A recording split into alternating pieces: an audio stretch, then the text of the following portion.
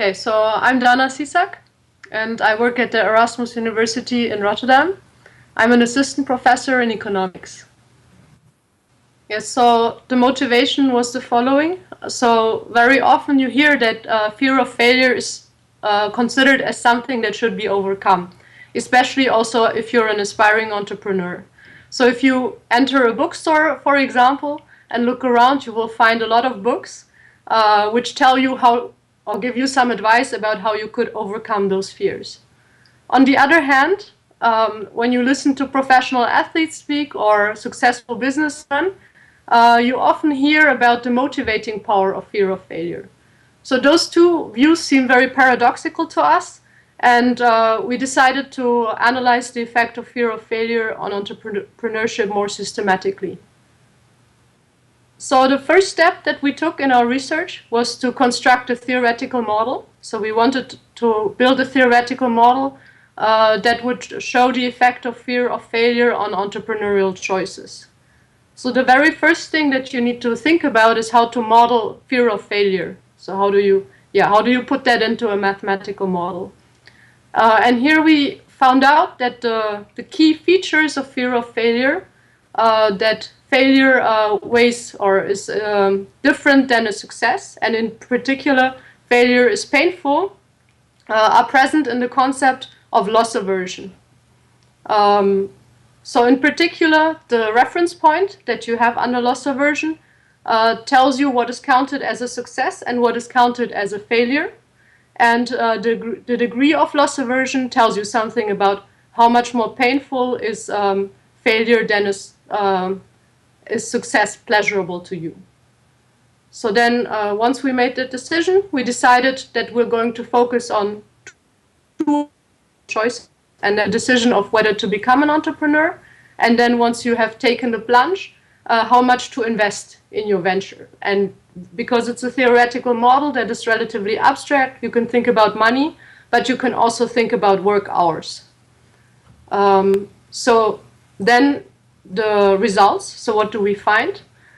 We have two main results. In terms of entry, we find that fear of failure is actually something negative, as is to be expected. So an entrepreneur that fears failure is less likely to take the plunge into entrepreneurship. And that is also consistent with a lot of empirical evidence on fear of failure. But when you think about the investments of entrepreneurs, we found that fear of failure has a more nuanced effect. In particular, for very ambitious entrepreneurs, so those who have very high aspiration levels, fear of failure can act as a fuel and get them to invest more aggressively or more into their ventures.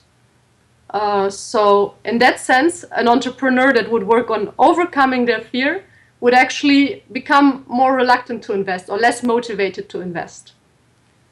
So what is the intuition? Why do we find this differential effect of fear of failure on investment? So the reason is that there are two effects at play when you consider an entrepreneur that fears failure and one that doesn't fear failure. So on the one hand, the entrepreneur that fears failure has higher costs of investing. He knows that he might fail, and thus investment feels more costly to him. And that, of course, makes him more reluctant to invest. But on the other hand, an entrepreneur that fears failure will also try to avoid failure more badly because it is more painful. And this is especially so for an entrepreneur who has a very high aspiration level, because in that case, failing is especially bad. So that means that for entrepreneurs who have high aspiration levels, this latter effect, the motivating effect, where you try to avoid failure, is higher than the discouraging effect of the higher cost of investment. So that makes this entrepreneur with high aspiration level more aggressive than an entrepreneur who doesn't fear failure. But on the other hand, an entrepreneur who has a low aspiration level will be, for him, the effect of the higher cost of investing dominates, and thus he will become less aggressive in investing. So actually, I think our research has implications, you can put them into two parts. And one is the implications for researchers themselves. of the effect of fear of failure on entrepreneurship, and then of course directly for entrepreneurs. So let me just start with the ones for researchers. And that is, if you do not take into account this aspiration level, then you will actually find that the effect of fear of failure on entrepreneurial investments is unclear. So it is not visible to you, because sometimes an entrepreneur that fears failure will be more aggressive in his investments and sometimes less. So only really when taking into account this aspiration level will the effect be clearly visible.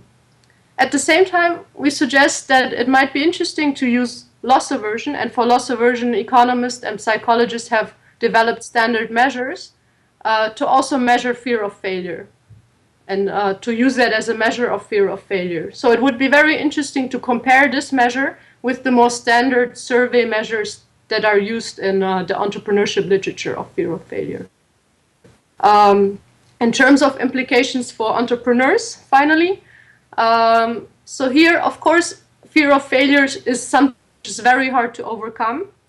So our work says that once you have taken the plunge into entrepreneurship, maybe it is not worth overcoming this fear, but you should rather focus on having the right mindset.